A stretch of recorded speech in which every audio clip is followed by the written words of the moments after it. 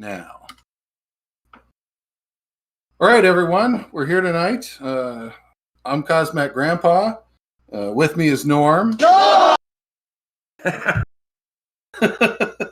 And we're two of the three beer men, and we're here tonight to bring a little entertainment. Tonight's show is called Winging It, and tribute to the Hawk there, because we had a show all kind of planned up to talk about some tech for the first time. We promised this show would be about beer, tech, and pop culture, and so far it's been mostly about beer. So we had planned to bring you guys some tech tonight, and we were going to talk a little bit about Bitcoin and the blockchain and alt currency, and we're going to get an expert lined up, and unfortunately it didn't work out. So in a future show, we'll be covering all that good stuff. And so, like I said, for tonight, we're just winging it. And you can see from the birds in the background, that's what we're talking about tonight, is the association between birds and beer. And interestingly enough, we did Penn Brewery did a event just a few years ago called let me get it right. The Birds and the Beers at the National Aviary, which is located here in Pittsburgh, not very far from the brewery. So there's a lot of connections. All you've got to do is search with your preferred internet search engine of choice, and you'll find all kinds of bird connections. So yes, at the risk, Cap1Q, of being accused of plagiarizing bird talk, we're winging it tonight. So Norm? Well, why don't we hear from the chat and find out what kind of beer you're drinking?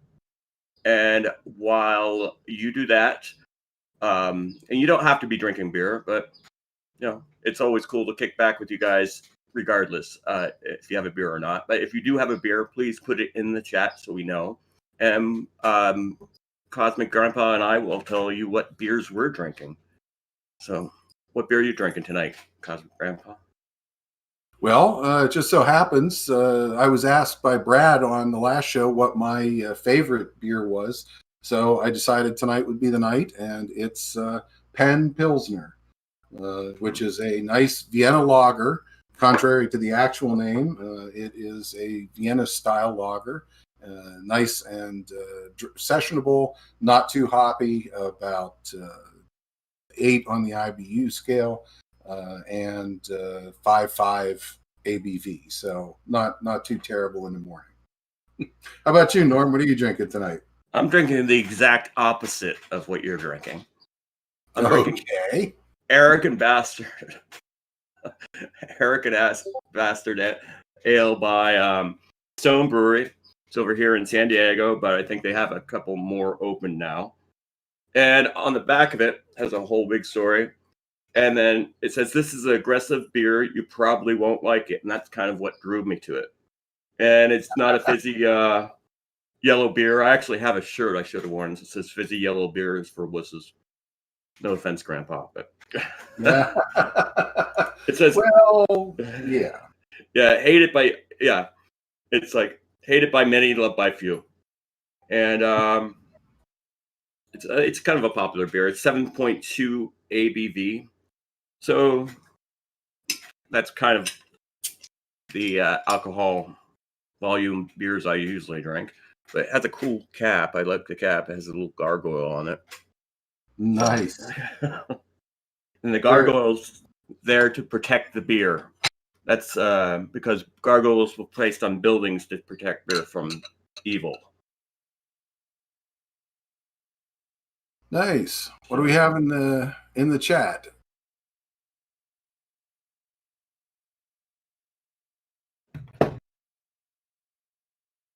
Das Squawk Ekis. I like it. Very nice, Hawk. Only the Hawk.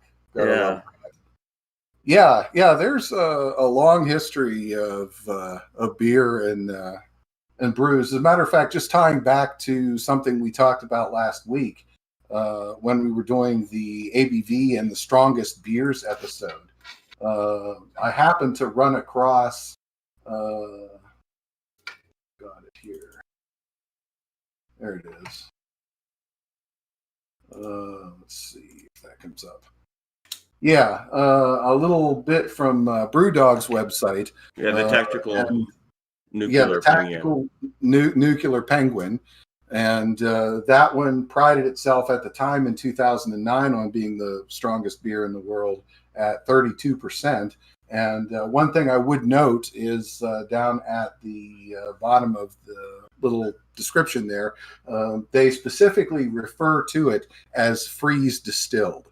So they don't hide the fact that they do.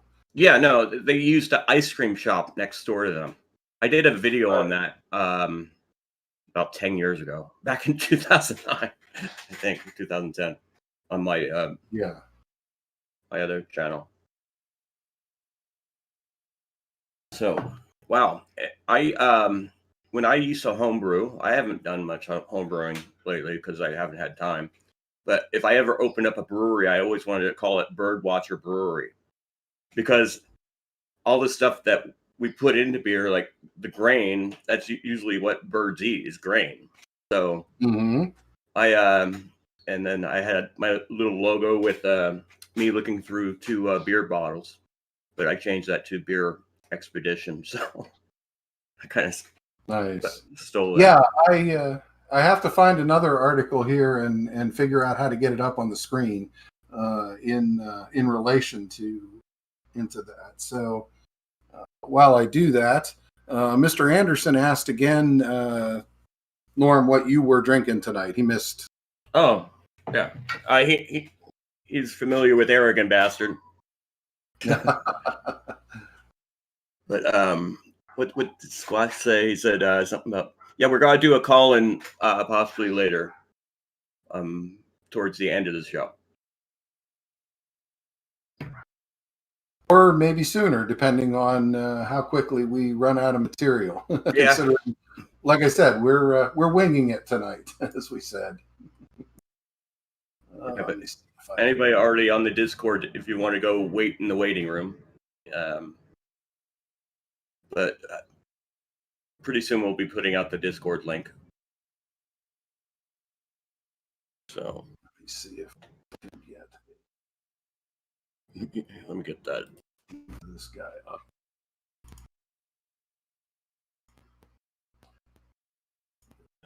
Sorry about that. I was trying to do something else and I dropped out. Definitely meant to have all going before tonight. It's been a little bit of a week, to say the least. I don't know if any of you have seen your pets. We have a senior cat. He's going to be 21 this year. Oh yeah. So every day is a little bit of an adventure. Yeah. So at the risk of sounding a bit like bird talk, I happened to run into this article from a couple months ago. Drunk birds in Texas reported in record numbers. So we were talking about spontaneous fermentation and how beer was discovered. So at the risk of reading out the article, turns out snowbirds drink more than pina coladas. Cedar waxwings are returning to Texas and getting drunk on fermented berries. In Fort Worth, flocks have been acting drunk and disorderly for the drinks business. Many are getting buzzed and flying into windows. Pardon the pun. So berries sit out. They eventually start to rot. They ferment. The birds love them. And the next thing you know, you've got a whole bunch of so. Oops. Yep. Oh, I just lost your audio. Was that just me? No, I glitched there for a sec. Okay. All right. So just a little humor there. Yeah, I wonder how many beer enthusiasts also are bird enthusiasts. I will tell you, that's about all you need to do.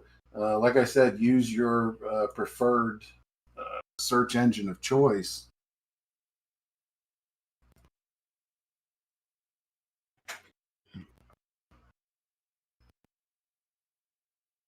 Oops. Hid the search window there. Second. Yep.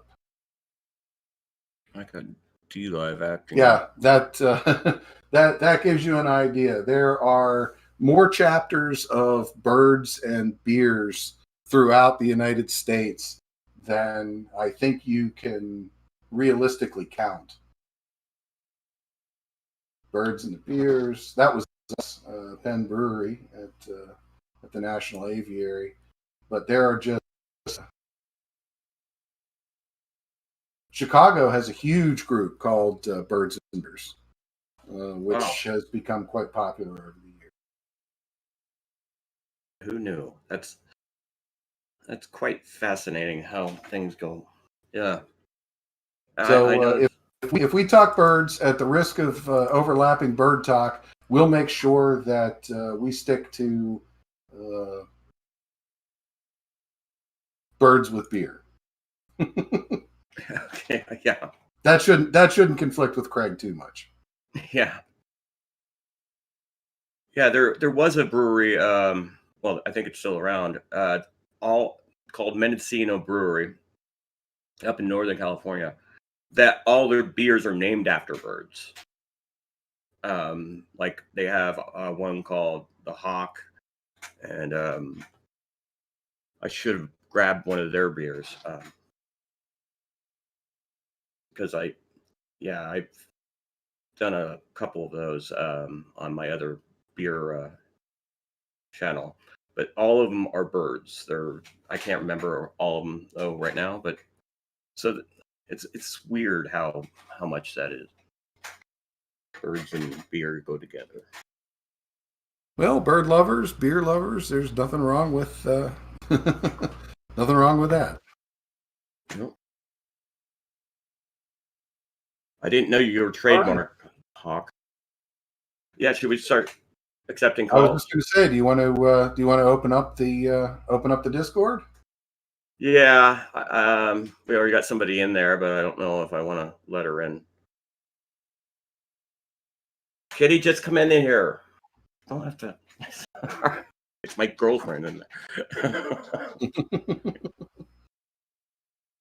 So I already pasted the link, but I'll paste it again out on DLive. I have not pasted it on YouTube. Do you have the YouTube and the Twitch chat open? I have the YouTube chat open. All right. I don't. For some reason, I couldn't get the Twitch one up. Let me see if I can get copy paste to work.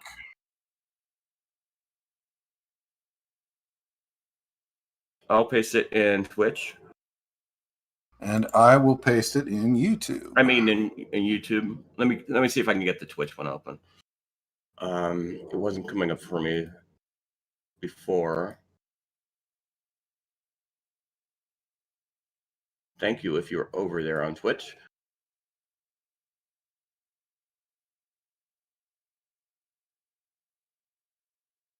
Okay, I got the Twitch up. I'm gonna paste it in there. I don't think anybody.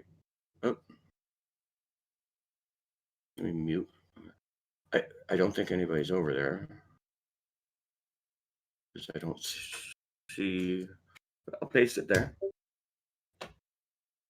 Yep, there's nobody over on Twitch anyway, so but it's over there. So I don't know. I guess we're gonna bring in. Okay. Oh, there's the squawk. Hold on, let me bring in Kitty. I'm not even sure if she knows what she's doing. While you're doing that, a couple more. One of my favorite bird beer references from Bent Hill Brewery in Braintree, Vermont. One of my personal favorites, Two Stoned Birds. Yeah, you're gonna have to unmute, Gypsy. Okay, I'm gonna bring in Hawk while she figures this out. Hold on, gotta put her back.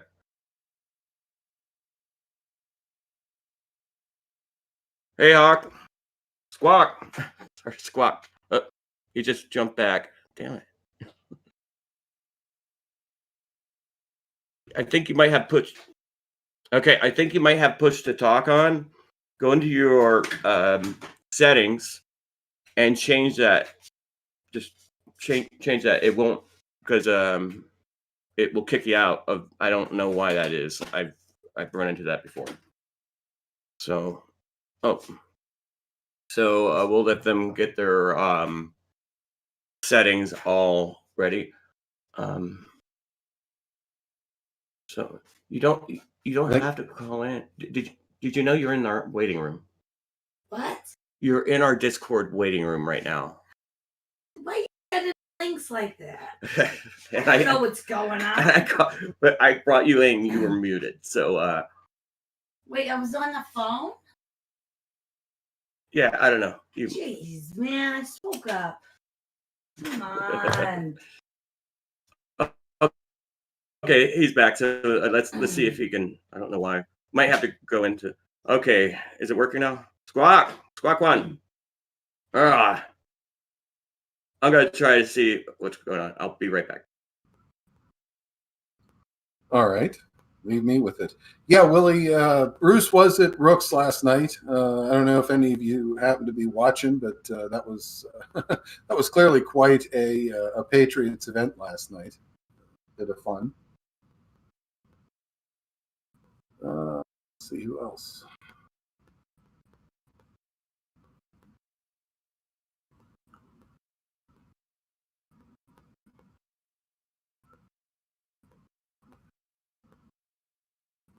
Dead air. Yeah, I don't typically single host, so see if I had any other interesting things. While I'm here, speaking of birds and breweries, shout out to neighboring other side of the state, I should say, Pennsylvania brewery, Ball Birds Brewing. Love you guys. Oh, okay. I'm not sure if it's because I had the server muted. Sorry, guys, for the technical difficulties. You suck. But I'm going to try to bring Hawk back in one more time and see if that works. If I can get back there. So, let's see here. Oh, he's gone. I don't know. Don't you do this for a living? Hawk is the one I really wanted to talk to about this. Squawk. Anybody else want to try to jump in there? Are they having any difficulties? Let us know. It tells you don't have permission to Squawk channel. That's weird. It was working last week. I haven't done anything. I'm going to look at it. Because, yeah, we did this last week, didn't we? Yeah, we did. Now, I was just following the chat between Deepak and Val, joking about whether my visage should be on a beer label. Can you hear me? I can hear you. There we are. Thank goodness. All right, Squawk One here. Squawk. Well, what do you think about birds and beer? About the same feeling as I have about birds and bees. They belong together. Nice. Yeah, I've been a brewer since I was knee high to my uncle. When I was a kid, or a squawkling, I guess, I used to walk around to my uncle and grandpa and dad, and I would, you know how you do the book thing up against, like a door or something like that. I used to do the top of my head to see how big I was getting, to make sure I was getting to be as big as they were.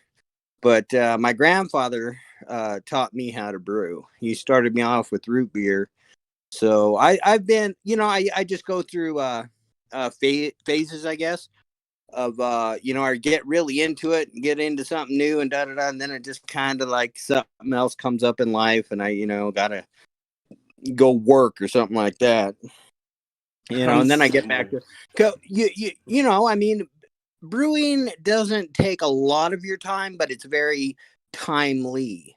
You have to stay on it at certain increments in time, you know? Yeah. So it's something you got to be around for. Cause I mean, I've brewed about every kind of, you know what? There's one beer that I always wanted to try to brew, but never got around to it. And I might, as far as styles, well, there's thousands of styles. I mean, I've heard about, I just watched a video, even though it was a few years old today. It was talking about they found a recipe for beer in China that's about 5,000 years old. And the thing was, is they didn't have a lot of their ingredients indigenous. So what they were doing is they were traveling because the barley, which you have to have, they were actually trading and getting that from Eastern Europe, where barley's indigenous, and they were trading that along the Silk Road. So for them to bring that back, that probably meant it was a pretty expensive thing for them to do. So it's probably only upper class, maybe even royalty that was brewing that beer. We've all heard of the ancient Egyptians doing it. So it's been around. I mean, it's basically liquid bread is really what beer is. And it was a great way to, be able to store the nutrients of food, so back then it was really a part of our survival. Yeah. Don't they still do, don't they brew with rice in China too? And they still do that. Yeah, they still do. In fact, Budweiser uses rice in their beer because it makes it lighter. I've tried it. It does make it a little lighter and whatnot, but I drink all sorts of beer, so I'm not always into a real light beer necessarily. But there's a time and place for it, Yeah. But Sapporo does, and there's another one, Tsingtao. I'm pretty sure they all use rice in it since it's since it's a malt that's readily available to them. Yeah, and I think Kirin Ichiban, which is owned by Budweiser anyway. So yeah, I think they use it as well. Oh, when you were talking about those heavier beers too, Cosmic Grandpa, what did you say that one that heaviest beer on the market is right now? Or was that the one that I just brought up earlier was the Brew Dog. I'd have to pull the site up again. It's not the Tactical Nuclear Penguin anymore. It's not the Bismarck. It's their latest really bizarre beer that they're serving at 55% ABV in a bottle kept cold inside of an actual taxidermied squirrel. Wild, because that beer's got to taste like a steel belted radial. Yeah. Well, exactly. I don't. Once you get up into even 10 or 11%, it starts to taste more like alcohol than beer. As far as I'm concerned, it starts to taste more like liquor, and that's Oh yeah, I remember. What I drink the beer for. Do you guys remember that Sam Adams triple bock that came out in those little blue bottles that you're supposed to sip like brandy? Yeah. It was flat and nasty. I didn't care for it. But at that time, I knew a guy that was running a liquor shop, and I was always, he was always telling me what the sales guys were bringing around and everything. And I remember years ago, there was a beer called EKU, EKU, and I think it was out of Germany, if I'm not mistaken. And at that time, and this was years ago, they wanted to have the quote unquote biggest beer on the market, meaning the highest alcohol content. And it was a 22, and I couldn't drink it, man. I ended up cooking with it. Yeah, the highest one I've ever had was a 18, and that was from BrewDog. It's called Tokyo. Yeah, and that one it was like $18. So I don't buy it that often, but all those high gravity beers are also really expensive. The Utopia one that you were talking about from Sam Adams, that was like over $100. That was like $125 a bottle. So I don't know. It would have to be a special occasion beer. Well, to me, after a while, it wasn't even really beer. Yeah. It didn't taste right. I couldn't, it was something else. Well, which reminds me, speaking of brewing, because I definitely big on the beer and stuff like that. Have you guys heard the story of how brandy came around to be? I don't think I have. Okay, well, real, I'll try and nutshell it for you, because we know they were making sake or rice wine in the East a long time before this, but back in the day, I can't remember. It was, I want to say it was like maybe the 12 or 1400s, somewhere in there. But what had happened is the Italians really liked French wine. France has been known for, in fact, for when the earth was warmer,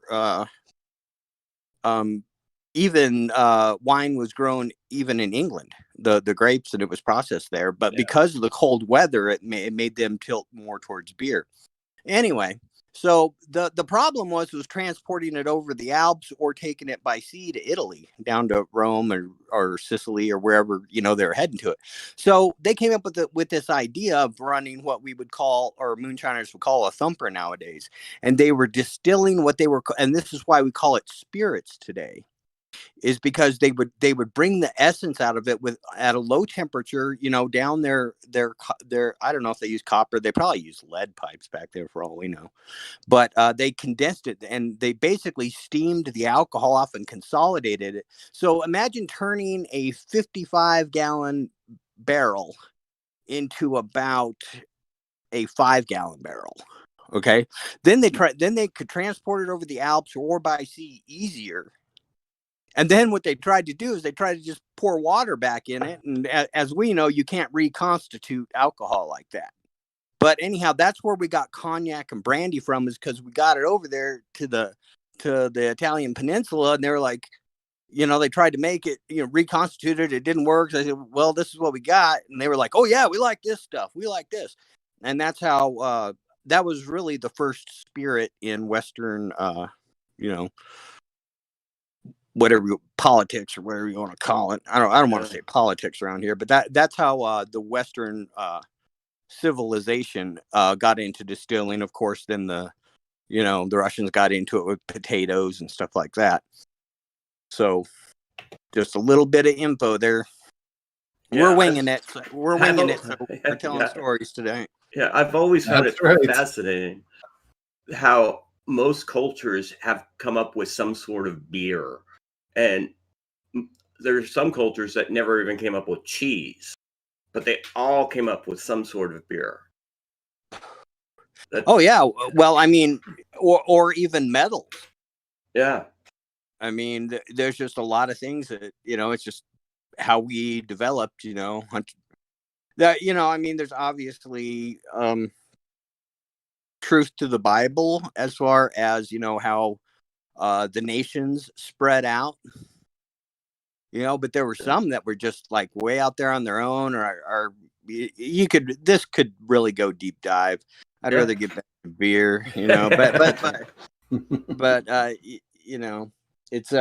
it really is a great study in world culture, because I've seen people write reports on like how beer saved humanity.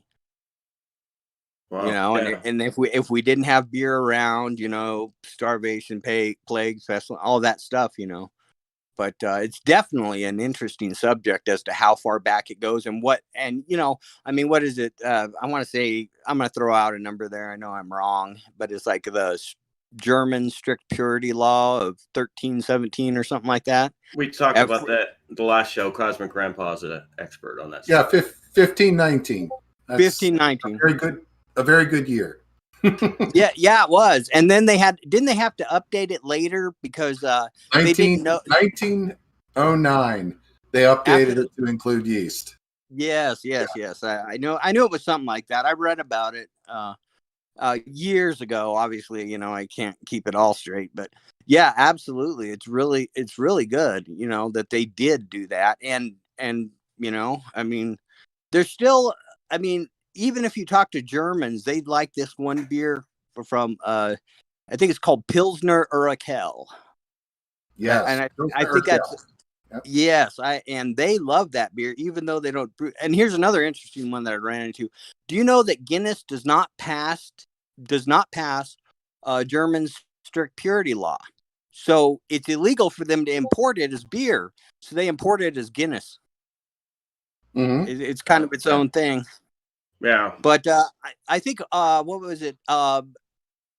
Murphy's Irish Stout has been around longer than Guinness. Guinness got more popular, I think, because the British bought them out and just had the market for it. Murphy's is from Guinness is from Central Ireland, and Murphy's is from, I believe it's Cork County, which is Southern Ireland. Or I could be wrong. I could be thinking of a different beer, but so Yeah. So they're two different parts of Ireland, but yeah, I like Murphy's better. Shall I truth than Guinness? Guinness is just bigger. Yeah, I just after about 3 of them, I can't tell them apart anyway. Yeah. But Yeah. if you've ever had a real Guinness or a real Murphy's on tap, you can actually take a toothpick and like carve a sign in the top and drink it, Yeah. and that foam will end up being at the bottom of the pint glass with whatever you just like they do with like lattes or fancy mochas or whatever. I used to go to a pub here, and they would draw a clover in it. Oh, a that's shamrock, cool. Actually, That's cool. They would draw a shamrock in it, and they actually imported their Guinness kegs from St. James Gate, the brewery, because a lot of the Guinness you buy here is done by a subcontractor, and it's pasteurized. That's what makes the difference. Yeah. Me, when I'm brewing, go ahead. I was just going to say it tonight, and we're talking about Guinness. I would also point out that at starting in the early 1930s, the official mascot was the toucan. And that's 2 cans short of a 6-pack. Just like Bill Paxton said in Terminator. It's a little bit of trivia there. Yeah. Well, beer and birds, they just, we go together. There's just no doubt about it. But I think when there's just something about catching a buzz and seeing a bird flying that makes you think of freedom. Yeah. Most of our founding fathers were brewers. Oh, absolutely. In fact, Sam Adams. Yeah. Oh, yeah, definitely. But all of them were, and that was actually one of our first want ads for Europe because, as the colonies filled up and stuff like that, they were like, hey, we need experienced brewers. If you're an experienced brewer, I believe that's how Adolphus Bush got started over here. Oh, wow. Yeah. Go ahead. One of my favorite quotes from Benjamin Franklin is, beer is proof that God exists and he loves us. That could be. Oh, I've got that one. I've got a shirt that says that. It says, beer is proof that God loves us and wants us to be happy. Yeah. That's Benjamin Franklin said that. So. Yes, he did. Actually, years ago, somebody knew I was into brewing and they thought they were doing me a favor and they got me a little beer brewer's kit. They didn't know I was running, 6.5 gallon carboys, and yeah, I have one of those little gallon ones somewhere around here that somebody gave me too. And I have I have 5 gallon, 6.5 gallon cardboards in my garage. So yeah, though it's called Mr. Beer. And it's it looks like a big inflated root beer barrel on its side. And I tell you what, I just on a whim, I decided to try those. And they're little Mickey Mouse deals, but I'll be darned if they didn't produce some good tasting beer. I agree with you. They had pre-mixed stuff, and even the little everything was like orientated around that. You can't really switch that to doing like the volume size we do, and you can't really take our volume size. They aren't intercompatible. I mean, it's just like metric versus American standard stuff, you know. I mean, so they aren't really interchangeable. But the one beer that really got me that I really liked about that was there was a fruit beer that you made with boysenberries. Oh, And I didn't try that one. that one was impressive. I really, really enjoyed that one. I made it a few times just because of it. That's the only reason I ever used that beer kit was for that boysenberry beer. I think I used the 3 that came with it because it came with like 3 of them, and then I never used it again. So, but I don't remember the fruit one. Yeah, but for somebody just getting started out, you know, those are great little kits, you know. And for me, it was like a little toy science experiment thing that really turned out to be kind of neat. Yeah. Well, a couple of years ago, somebody gave me another one of those sort of things, but it was just like a growler. Yeah. Instead of a cardboard, it was a growler, and I still have that around here. I haven't even tried that out yet, but it was another one of those kits where it gave you pre-measured packages and stuff like that. So I need to do that one day. Yeah, when I got really into it, I was cracking my own grain. You know, I got so far into it. I was, you know, specific gravity testing, you know, like every 3 days. You know, you don't need to do all that. What you need to do is when you're brewing beers, you need to leave it alone for the most part. Yeah. Yeah, I broke my hydrometer. I had to get another one because I dropped it. But I was the same way. I did the same thing because you got all those lead pellets at the bottom, and one false move and it slams against the cardboard, and you're done. Yeah, it fell off the stove right onto the tile floor and just shattered.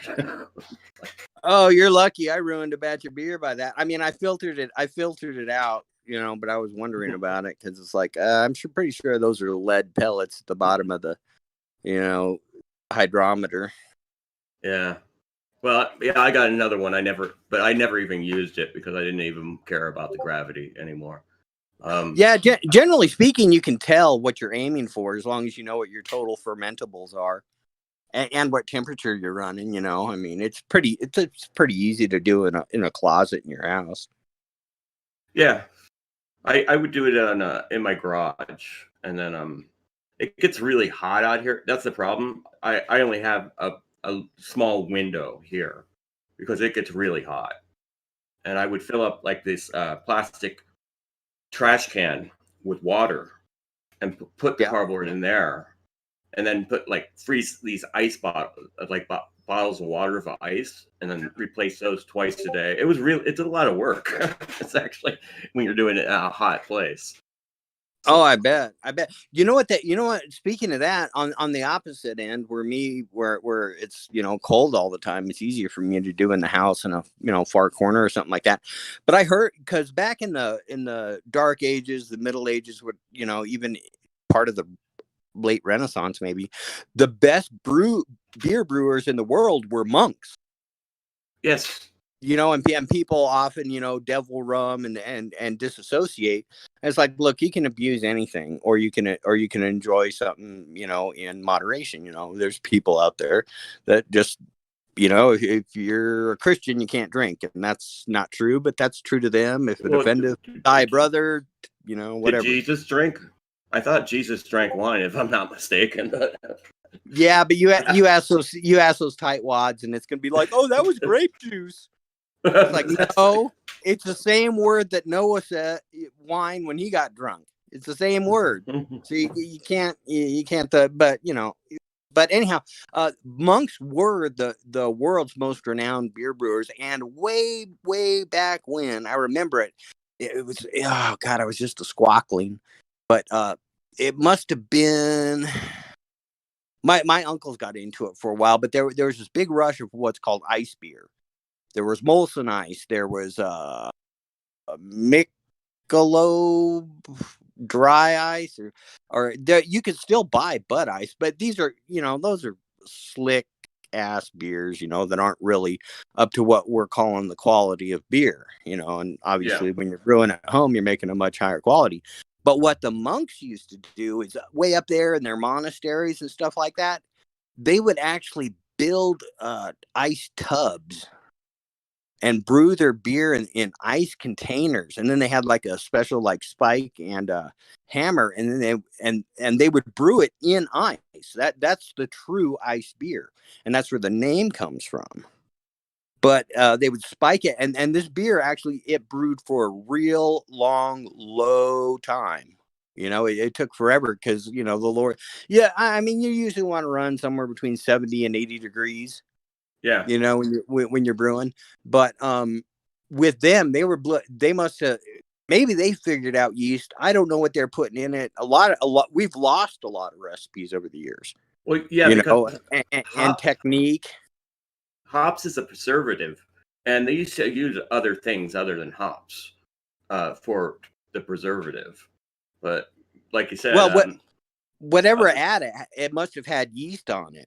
Yeah, exactly. Because that's the only way up in those monasteries that they could have possibly got a significant amount of yeast into their total fermentables and water to be able to make that magic mixture.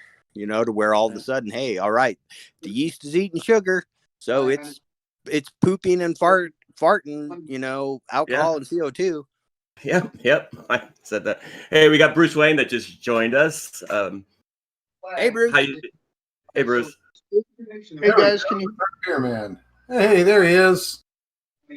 Hold on, guys. I'm at Rooks, and we're here with Joey, and we're just getting back from dinner. Oh, it's going to get fun now. And we had dinner, and we saw a prog rock show. It was really cool. Cool. Oh, right on. What band? It was called Legion of Prague, and they're a local band here in New Jersey, and they're a prog rock group. It was pretty cool. They did Yes, they did Genesis, they did some Rush, EMP. For those of you who don't know, EMP is Emerson, Lake, and Palmer. So they did some really deep tracks, deep cuts. It was really nice. We had a good time. We had Joey and I had the steak ravioli. It was really good. Oh, cool. That sounds interesting. It was like a little meat pie. Each one was like a little one of its own little meat pies with carrots cut up over it with a nice beef gravy. It was delicious. It sounds good. Yeah, it does. It was. I'm glad So you. I just gotta jump in and call this out. Jay Bell just gave us a Ninja Guinea. J Bell. Oh, you didn't have to, but we appreciate it. Hey, there's Joey. Hey, Joey. Hey, there he is. Jabbing me right in the vertebrae right now. I don't know how to move. Stop. I'm in a massage chair, apparently. Oh, you're in Rook's massage chair. Oh, geez. I'm jelly now. Yeah, so am I. I was going to sit in it, and he beat me to it.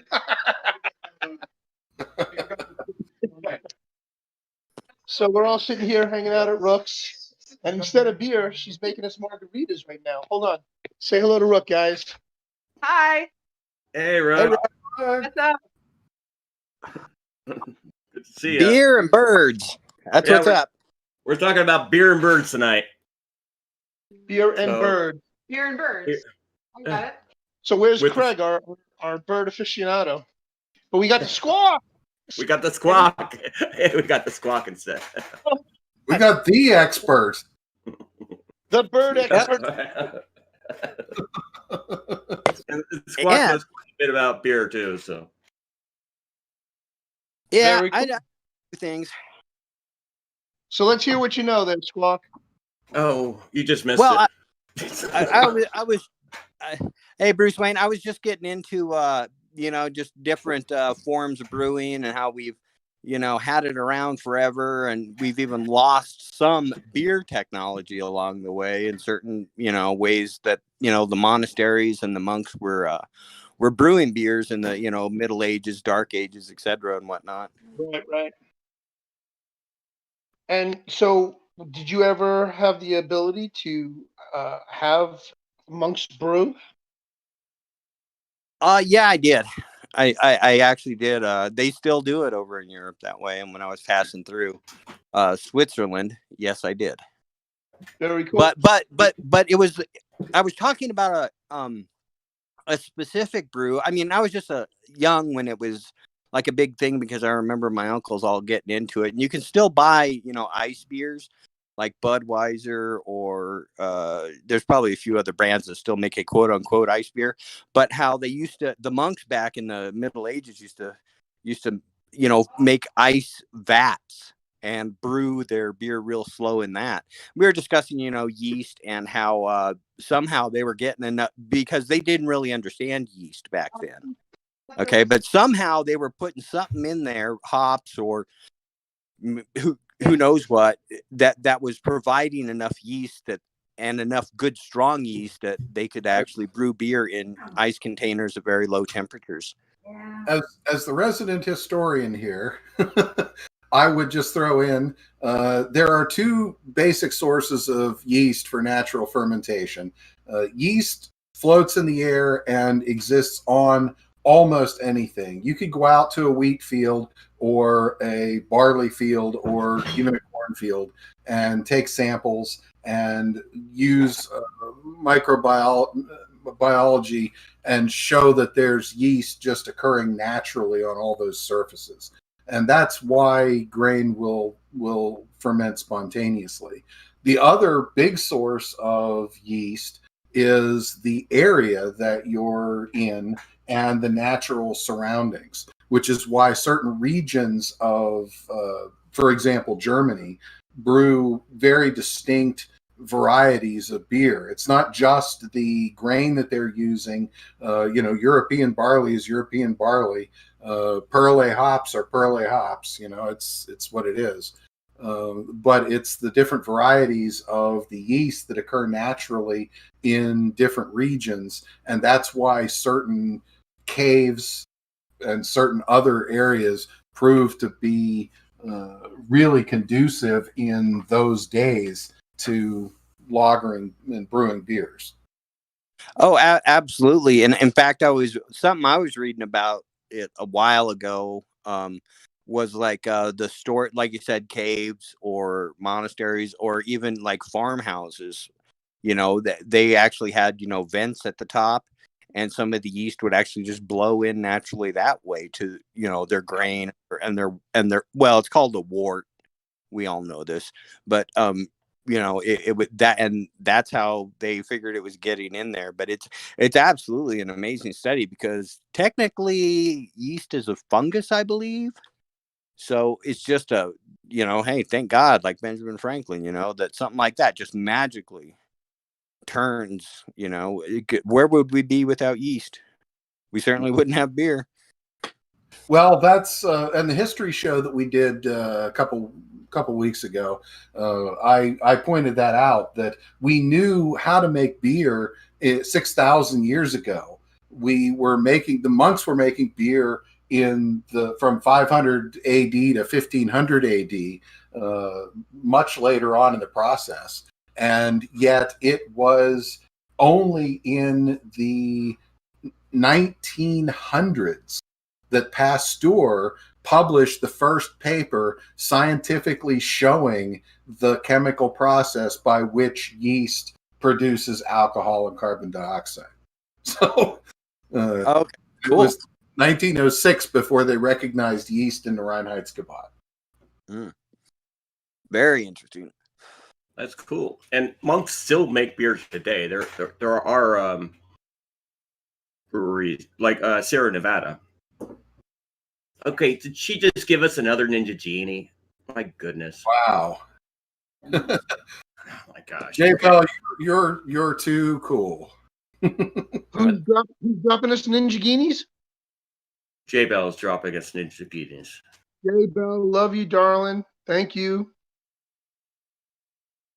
Right now, I'm trying to get Rook Castle's laptop open because I'm on my phone, and the way the light's over my head was shining in my eyes. So just trying to find a better position with the laptop. Right. They didn't know how it worked.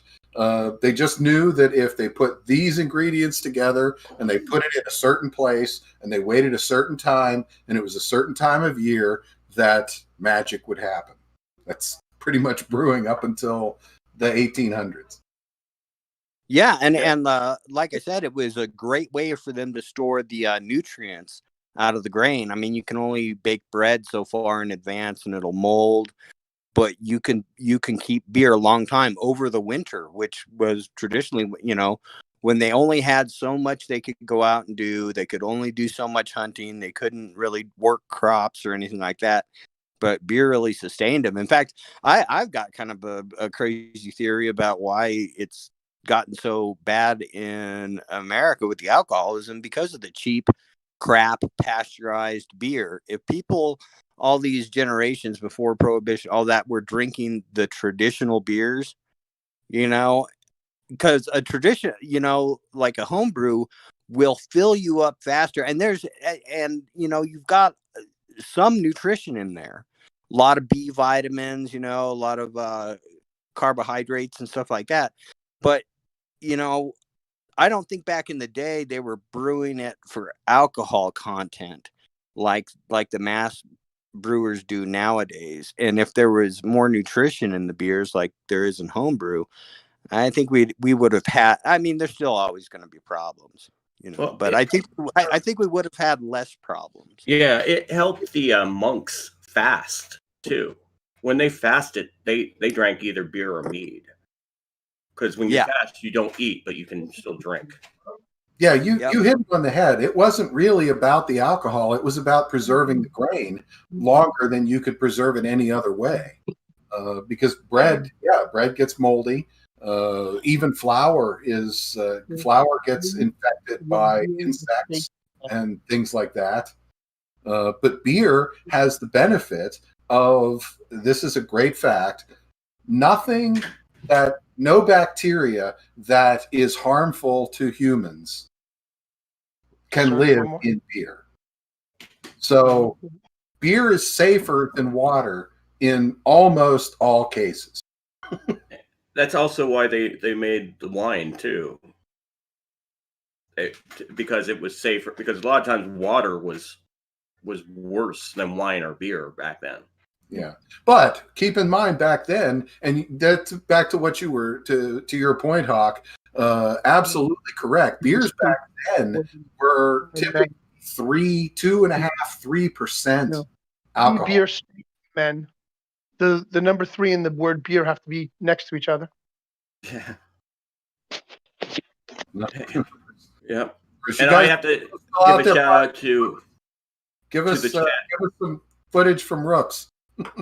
Yeah, I have to give a shout out to Just Josie and Martha. I believe that's Martha Washington. And I saw Kristen 33 dropping some lemons, and J Bell just dropped another Ninja Genie. No. My gosh, J Bell. My gosh, J Bell. That's appreciative. Basement. Or no, maybe she didn't. Maybe it was just. We're trying to find. Maybe I'm just Guys. back in the. All right, Yes. sorry. There you Sorry, are. Norm. I didn't. I apologize. But I find it fascinating that the hops and the barley and the different grains that they use to brew beer. Like you said, the fermentation process keeps them fresher longer. Whereas if you turn it into bread, you wind up getting moldy and you wind up not being able to eat it. So was beer used as a substitute for water and food back in Yeah, the day? absolutely it was. There are some cultures that didn't consider beer an alcoholic beverage, like Russia. Right. Well, again, keep in mind, beers back then were brewed a lot weaker than they are today. 2.5%, 3%. So the fact that people drank them all day wasn't as devastating as it would be if you were drinking 8%, whatever it is you're drinking now, Norm. Yeah. Yeah, I'm drinking the arrogant bastard right now. Yeah, drink those all day and you'll know. Yeah. Back in biblical times when they, I think there was a parable given about it, about putting new wine in old wineskins. So I assume they were brewing them in, the bladders or stomachs or something like that of an animal. So I don't know if anybody still does that since, except for Israel, the whole Middle East has outlawed alcohol. So I think that'd be really interesting to see how it was done, how the wine was made back in that day, in the skins, because, you even with wine, you need yeast. Now, I'm sure it's on the grapes. Wouldn't it be? Exactly. Yeah, yeast occurs naturally on the surface of grapes. It's just there. You can put the grapes in. You don't need to add external yeast. It just won't happen as fast. And there are lots of other things that can go wrong in the meantime. Whereas if you want to start a wine quickly, put in whole yeast and it'll work up before anything else has time to infect it or make it taste bad. Yeah, I've done wine kits before. And I've even done it, the old school way, where you I do a strawberry wine. I also do a strawberry rhubarb wine and blueberry and what other berries are available to me here. So my wine doesn't really have grapes in it. It doesn't necessarily have to be wine. Mm-hmm. Yeah. And like I had a friend that made wine out of nothing but dandelions. So yeah, it doesn't have to have fruit in it. That's for sure. I hear that's Oh, a wow. popular thing, actually, dandelion wine, because Yeah, dandelion wine's a real thing. Yeah. I used to work with somebody that used to do that too. I need to look that up because I got lots of dandelions in my yard. Yeah. About to be that season here too. I knew somebody that was just deathly allergic to dandelions. That would be bad for them. Yeah, that might not be good. It depends on whether it distills out, I guess, or not. If you're gonna, I don't know. Well, yeah, it really makes you wonder because you've also, I dare gander and guess that dandelions don't have enough sugar in them. You would probably have to add some, maybe use honey or something like that. And people that use honey in their brewing, like I did for a while, it will help you fight allergies, especially natural raw honey from your local area, your local beekeeper. If you eat that honey, it will fight off the allergy season for you.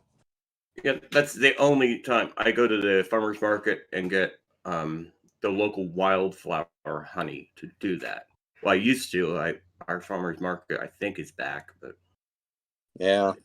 I haven't been able to do that. What when I was traveling the nation at this one time, I had a job installing ATM machines, and so I got to see the world on somebody else's dime, or at least the United States. And down in Florida, they've got orange honey because the bees have been pollinating the orange trees, and that's a good honey, I tell you what. Well, we also have an orange blossom honey here in yeah, California. that's what it's called. That's what it's called, orange blossom honey. I remember now. That's my favorite flavor of honey.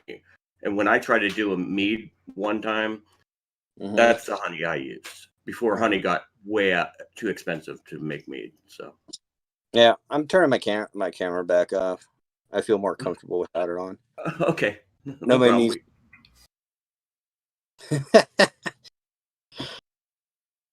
But brewing is such an interesting subject because it really does engineer a society in a way, Yeah. I mean, many. I guess I look at it on a slightly different scale. You're doing 6-gallon carboys. I'm doing 50 hectoliters in a batch. You're gonna go all metric on us, huh? That's 1,320 gallons in a batch. You got what do you got? Like big stainless steel containers, or? Oh, they're copper. They're copper from Germany, brought over in the 1980s, along with a German brewer by the name of Alex Demmel, who ended up becoming an American brewer. But he brewed for us first at Penn Brewery. Oh, right on. Yeah, well, wow, that's a fair amount. Where do you get your water from?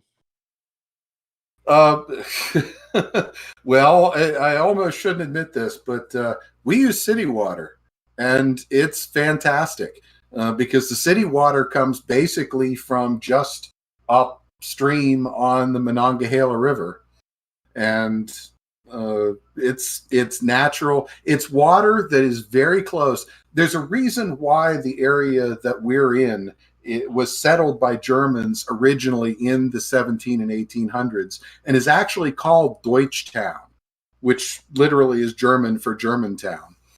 And it's because the Germans all settled there because the water that was available there was capable of brewing beer that was very close to what they brewed in Bavaria.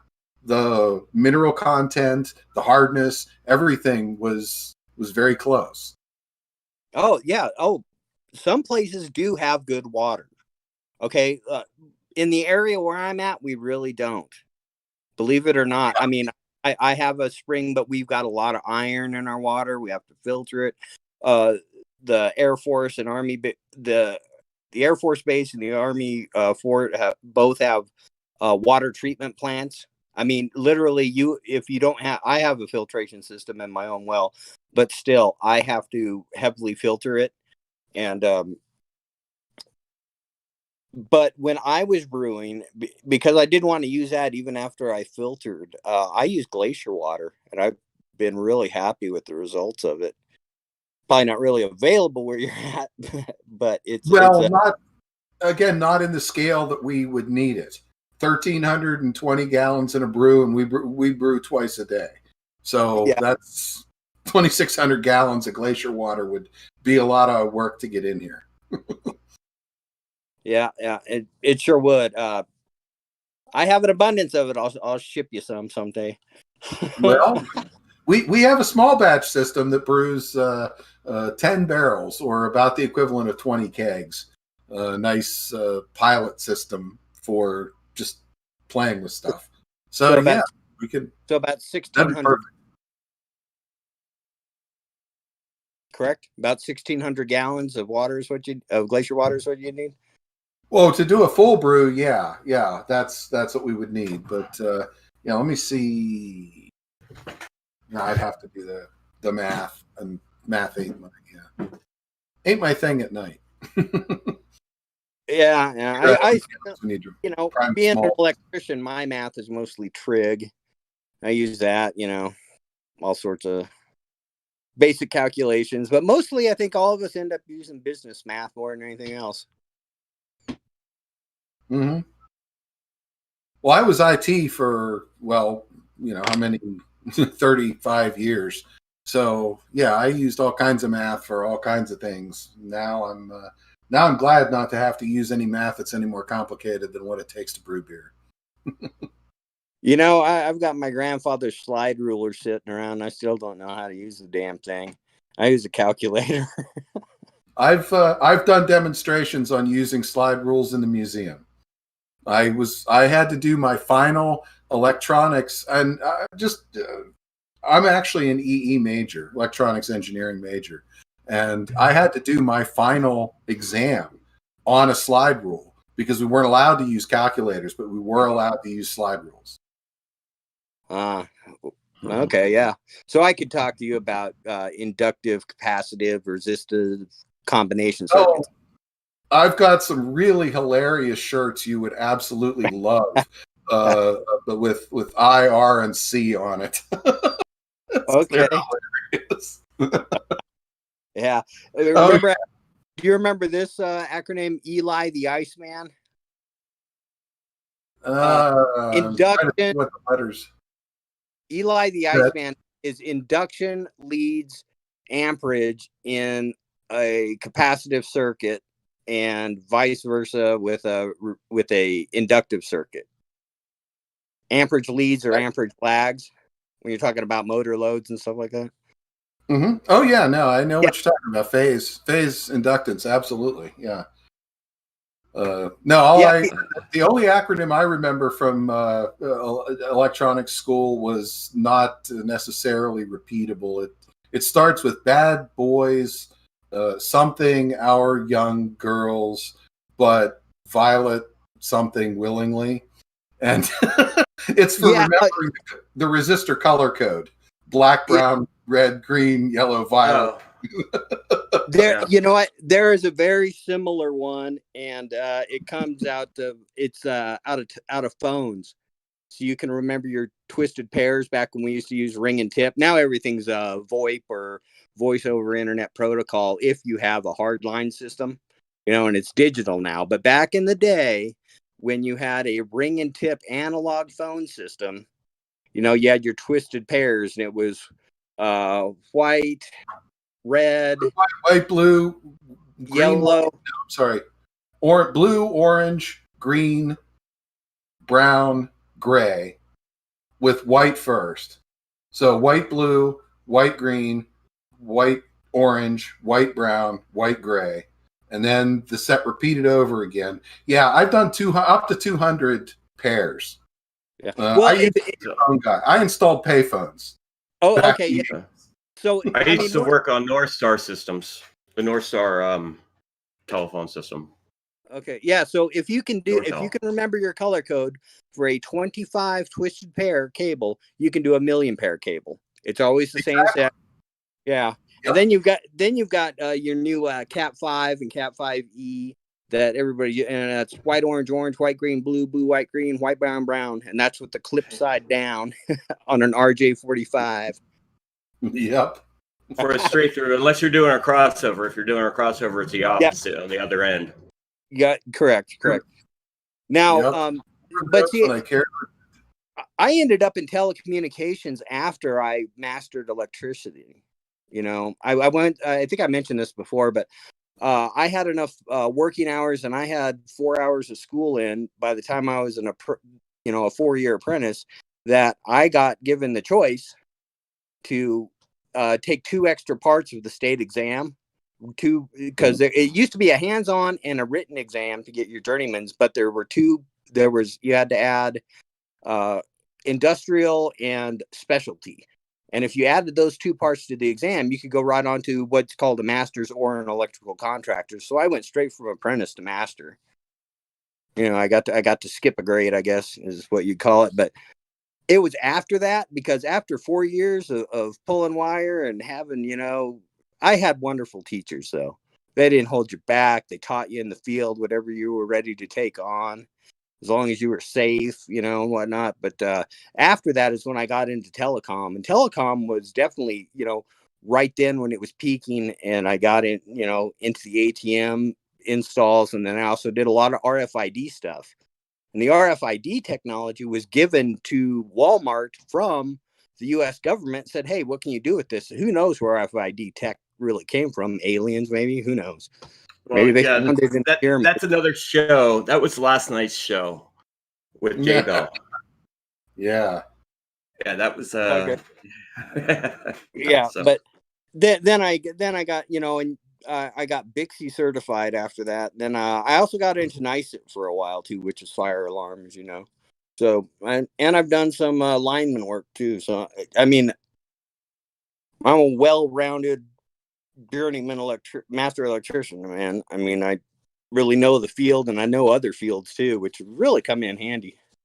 Because now I just really do it all now. I've actually fallen behind on actual computers though lately. I'm getting so tired of all the new Fandango quantum computer freaking, it's nice to unplug for a while. I'll just say that, but it's hard to catch up once you unplug. Yeah, I'm glad I don't have to keep up with it anymore, because I was there too. By the time a lot of the networking stuff came along, I was over into software by then. I started out way before networks. I started out when Ethernet was out of the question for a small business. We had, if we had any kind of networking at all, we had ArcNet over coax, and that was, early 1980s or late 1970s. That Token Ring? No, we had Token Ring too, but I wasn't an IBM guy. Token Ring was strictly an IBM mainframe, and that's the one thing I never was. I was never an IBM guy. I hated working with Token Ring. Yeah. But I predate that to where most of the connections were what were called green screen terminals, which were just screens that displayed nothing but letters in rows and columns, and they were connected via serial cables. And I could walk away from here and in 5 minutes or 5 seconds, come back with my serial crimp tool in hand to make RS-32 cables because I still know where it is. Well, As long as yeah, it's a non-modem cable. wasn't that a 2-bit connection?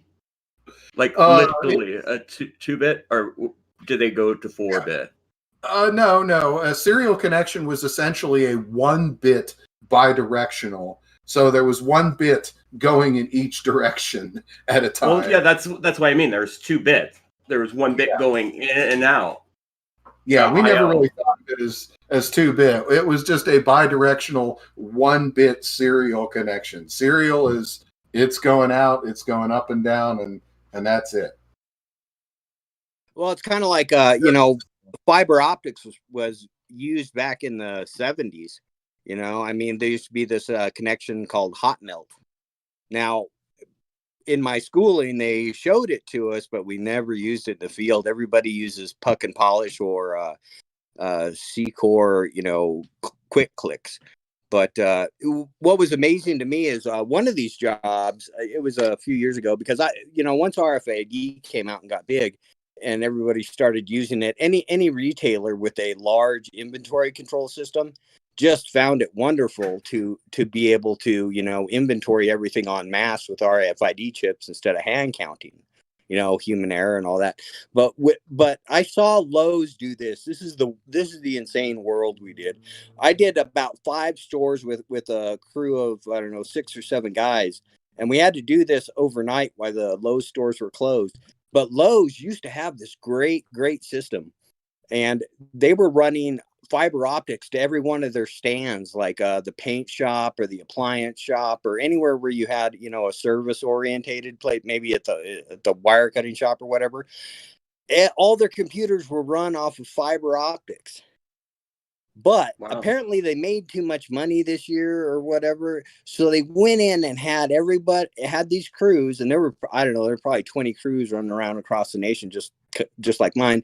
They had us rip out all the fiber optic cable and replace it with Cat 5. Talk about a step backwards. Yeah. Why not even Cat 6? Yeah, well, exactly. But or Cat 5e. Was it Cat 5 or Cat 5e? Well, still it going from fiber back to copper, really? Yeah, well, and get this, they did that because they needed the tax write-off. They took their whole, but Lowe's is going belly up now from what I see. I mean, that was several years ago, but still, I mean, yeah, it was one of the most backwards things. I mean, it's one of those jobs you hate to do because it's so stupid. Yeah. When you see somebody make a stupid move like that, you want to do everything to talk them out of it. But it came from corporate, and that's what we were doing, and we were getting paid if it was stupid or not. Okay, let's let Bruce talk because he's been sitting there, and I think we might be boring some people with our shop talk here. Yeah. well, hey, I wanted to leave Bruce alone because he was playing with his monkey there. All right, it's a sloth. I thought it was a sloth. Sloth. Thank you. Well, we promised to get some tech in. We managed to do it. So if we lost anybody in the process, I apologize. Yeah, let Bruce go. He's definitely much more charismatic. Still doing it. So let me ask you guys a question. I'm a breakfast cereal guy. I heard you mention breakfast in the overall. Now they came out with an oatmeal breakfast stout that I absolutely love. Founders, and I'm just curious. Could you have like a breakfast stout for breakfast, and then beer for lunch, and then beer for dinner, and nothing else? How long could somebody last on beer? I think I have that stat somewhere, but it's a long time. Yeah. That's what porter beers were. They were lunchtime beer for ship porters. Okay, cool. That's why they're called porters. Gotcha.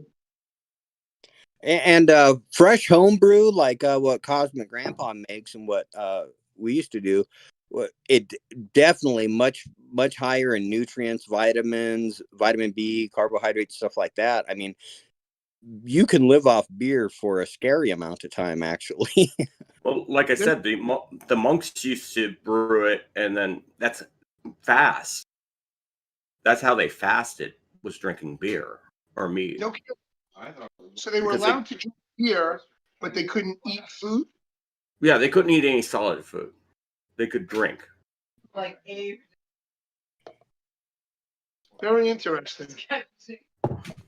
All right, I just consulted the expert, and the only problem with living on beer exclusively for more than a few months is the fact that beer naturally contains no vitamin C.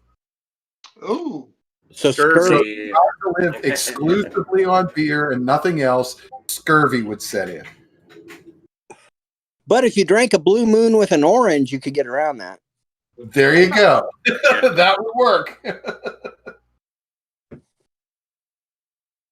very You funny. you know, usually I'm not into fruit in the beer. What you guys think about that?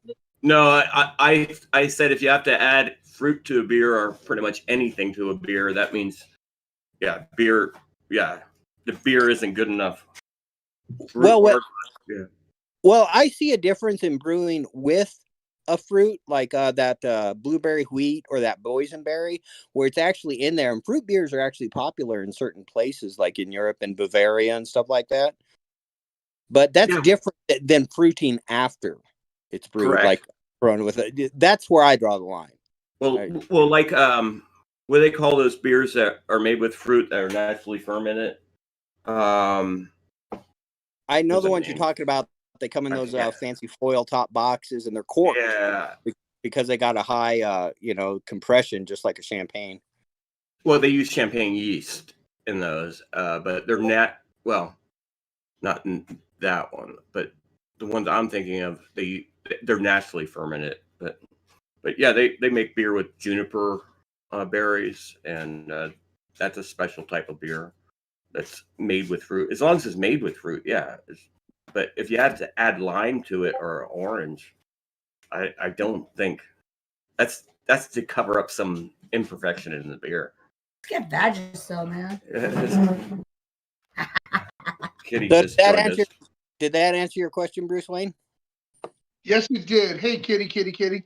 I appreciate that, gentlemen. Thank you. That clarified. So you need fruit to supplement your beer diet. So if you were to live on a beer diet, could you actually, if you supplemented with fruit, You put you your could survive your for phone quite some time, and you right could where I put actually my lose beer. weight. Where's my beer spot? Yeah, you could. I knew somebody who tried a beer diet for a while.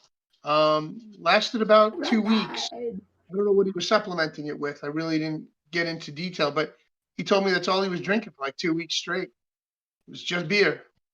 I thought that was really interesting. He lost a ton of weight during that 2 weeks. I just don't know if I could keep doing that.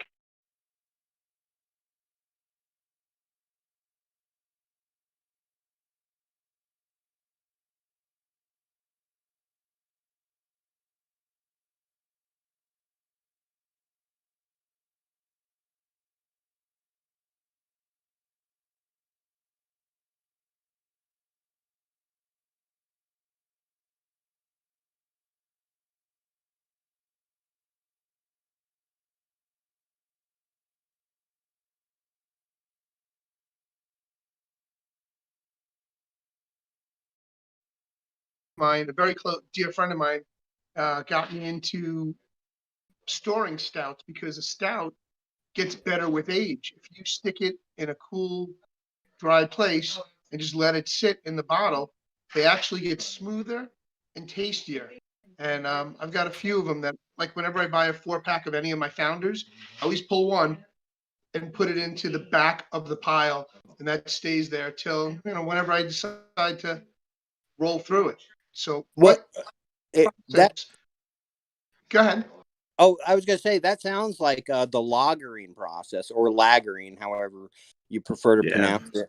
But you know what? You know what else? I You can hear discovered it. years ago that even works well with root beer. Like when I would brew homebrew root beer, one of the things you got to do, especially if, I mean, there are people that do kegs at home. There are people that even when Coca-Cola switched to doing their syrup in boxes, they used to have these little 5-gallon cylinder containers, and you used to have to change both the water side and the CO2 side on them. I worked at a soda shop for a while, a snack bar, and we used to have to change those out like that. They had 2 leads on them. Well, now they just have 1 lead that does both to mix the syrup. But back to my point, if you're brewing in bottles at home, like most people do, like I did, the lagering, whatever you want to call it, process really does enhance the beer. And I found this out to be true in root beer, because when you're carbonating, it is important to lay your bottles on their side for that week. It absolutely makes a difference. You will end up with flat beer if you leave them standing up. But then you leave them standing up, in the fridge. But you need to do that for a week too. But after that, if you lay them on their sides again, you will get a lagering process that's unbeatable. I mean, in a beer. So what you're saying is absolutely true about it making that stout better. So am I Yeah. supposed to be leaving these bottles down on their sides, or am I supposed to be leaving them, because I have 4 Juice packs. box. I and would say I would say you would get a noticeable difference if you lay it on its side. Okay. Try. I mean, all you can do is try it. Maybe it's different because I was brewing it at home and I was in control of the carbonation time, and all that. So, but I noticed a significant difference, not just in the beer, but even in root beer, that after 1 week because after you bottle, you lay them on their sides for about a week. And then you put them into your refrigerator. I used to shake them and because I always had a little bit of a settlement. You will get that with homebrew from the priming sugar usually, or any solids that fall down. But then what I would do is I would stand them up on end after shaking the settlement down in the fridge and leave them that way for a week. Then I would lay them on their sides again. And it sounds crazy. It sounds like, oh, that won't affect it and this, that, and the other. But it does. It just does. It laggers. That's interesting. I didn't know that. I just know that it tasted better because that's what I found from what one of my friends had told me to do, and I started doing that. And now I have a nice little reserve of all these beers that are sitting 2 and 3 years already. So another few more years, and I'll be popping the tops on some of those. Well, definitely. I was just going to say they've got to be pretty robust beers to last that long without lactobacillus starting to take its toll. Because eventually lactobacillus will grow and your beer will get skunky. Everybody knows what skunky beer smells like. That's lactobacillus. And if the beer is stout enough to last 2 years, 3 years without being affected by lactobacillus, that's a pretty decent beer. We've got some Brewers Reserve beers that run 8.5%, 9% alcohol that'll last that long. But honestly, most of our beers, we put best by dates of 6 to 8 months after we put that beer in a bottle. Now, that's a different process than home brewing, obviously, because with home brewing, you're still doing a lot of that fermentation in the bottle. Whereas by the time we put beer in a bottle, it's done. It is what it is. Well, doesn't sunlight also speed up that process? Absolutely. It'll skunk the beer faster than anything. Yeah, and that's why they have brown bottles and stuff like that. Cans. Yeah, brown. Exactly. Clear bottles. Well, that's Those fine. are beers that just don't care. Yeah. Well, when I was brewing, usually about for a beer, usually about 6 months was tops on a bottled beer because it's still, the residual yeast is still eating the sugar. And I had a couple of those go off like champagne bottles. They will. Yep. Yeah. That That's happens why to us with wheat beer, the Weizen beer. because the Weizen beer continues to bottle ferment. Well, that's why I tried to do a sarsaparilla one time, and the bottles just exploded, and that was the last time I tried to do it. What So- color? What? What color were your bottles? They were brown bottles, but they were just cheap bottles. Yeah, that's mostly what I So what's used the with difference between a brown bottle and a green bottle? Sunlight. Yeah, I mean, I'd done about every beer I could find before I started, getting into cracked grain and stuff like that. But I actually had a really good time going back to my roots of root beer and experimenting with it. Because you can get several different extracts, and you really do have to buy the extract to get root beer. I mean, or even one thing I wanted to do, but I never got around to doing was making birch beer. I've had Yeah. birch tea before. When I was young, actually, one of my fellow friends, one of my camp friends back in the day, was from Alabama. He would spend the summers with his aunt and uncle out here in Long Island, and he would come up from Alabama and go to summer camp, and it was pretty amazing. He made birch tea for us and brought it in, and it was amazing. I was very impressed. Tastes a lot like root beer, doesn't it? It sure did. It sure did. It was amazing. And so birch beer and root beer, as far as I'm concerned, are just basically the same thing. But root beer is made from a birch tree, is it not? No, root beer is from the sassafras root. Sassafras root. That's Okay. impressive. And the That's- thing that I notice is Sarsaparilla. different about sarsaparilla is in sarsaparilla usually there is a strong taste of licorice in it. Yeah. Yeah. That's the difference I see there. Yeah, I don't enjoy that. I'm not a licorice fan, honestly. The only licorice I like is those old school black jelly beans that will numb your tongue, and that's only because they numb your tongue. That's the only reason I don't like them. Yeah. I have to take a quick break, guys. I'll be right back. Yep. I have to make room for more beer. Go for it, Norm. I was just So- thinking about rent payment myself. It's you do know you don't buy beer, right? You only rent it. You only rent it. That's it. In one end and out the other. So, Cosmic, if you've got to go take a quick bathroom break, me and Squawk can handle this. Go for it. That's awesome. Why don't you do that? Thanks.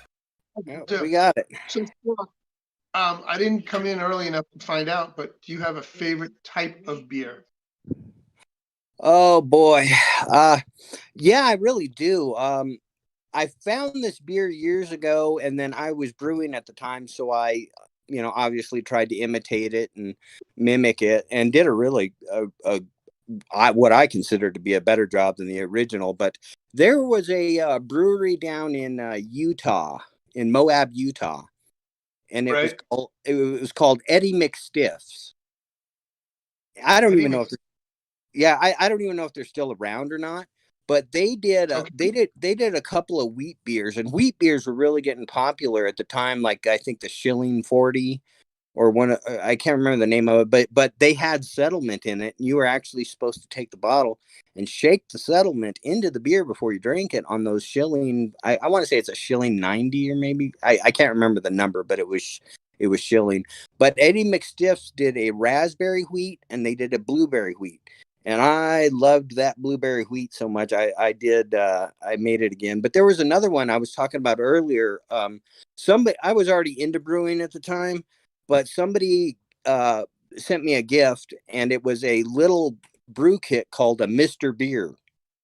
And it looks like, you remember those root beer barrels? Those brown. Yeah. Yeah, it looks like that on its side. It does about just under 2 gallons of beer at a time. Yeah. They were like this big. And Yeah. it had little pedestals, and the barrel sat sideways, and it was called the Mr. Beer Kit. Yeah, Yeah. I do remember that. Yeah, those are great little kits. But I was telling Norman Cosmic earlier that somebody gifted me one of those, and it comes with a couple of different cans. It's about the size of a soup can, and the hops are already mixed in and all that, and they're really good. But that it comes with a little brewery recipe book. And one of those recipes was a boysenberry beer.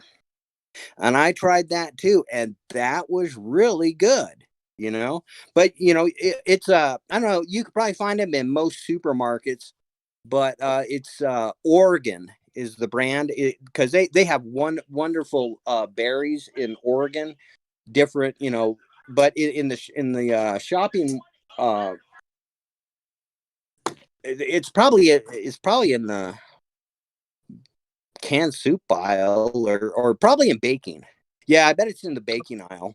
It's been years since I bought them, but they do canned blueberries, canned cherries, canned boysenberries, blackberries, raspberries, and you open that can and it's just full of the natural juice and it's got the big, huge berries in it.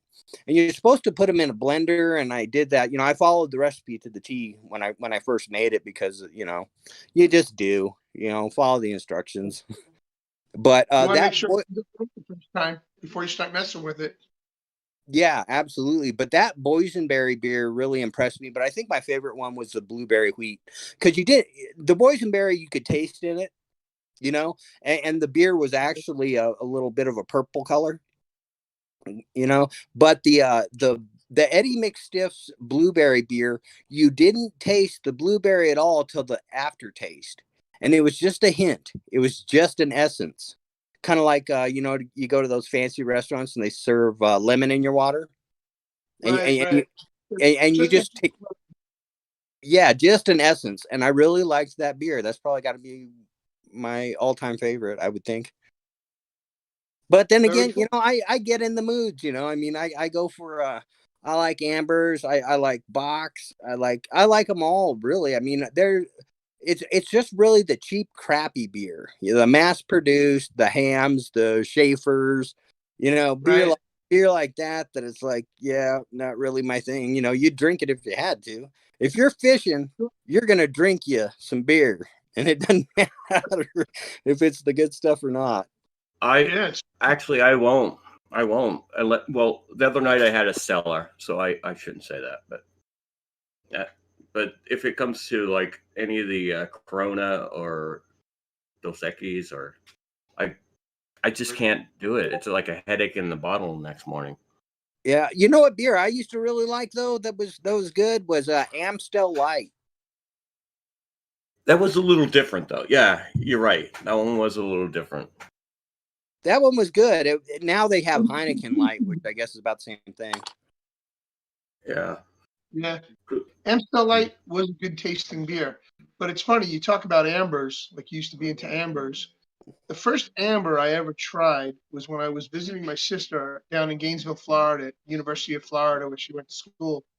And we went out drinking with her friends, and they were just starting to come out with Killian's Red. And so that was the first amber I've ever had. And I fell in love with it. I drank it down there in Florida pretty much the rest of the time I was there.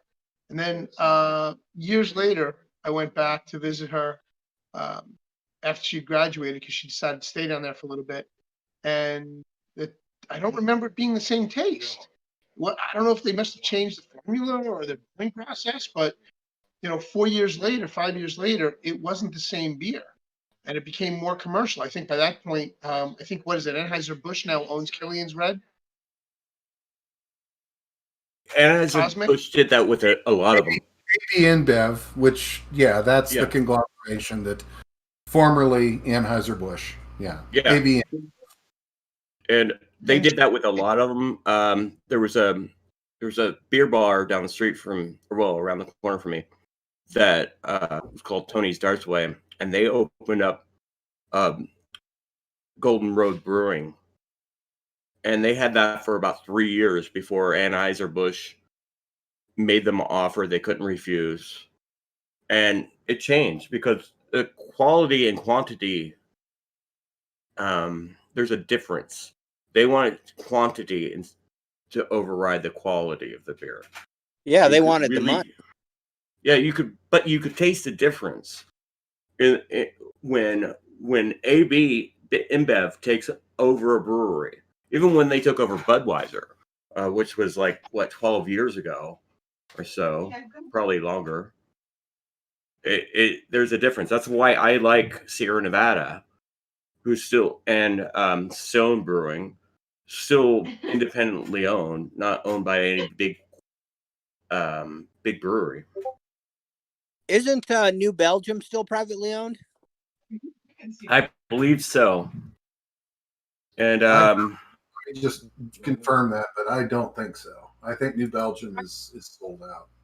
yeah, I'm not sure either, but Well, I was there.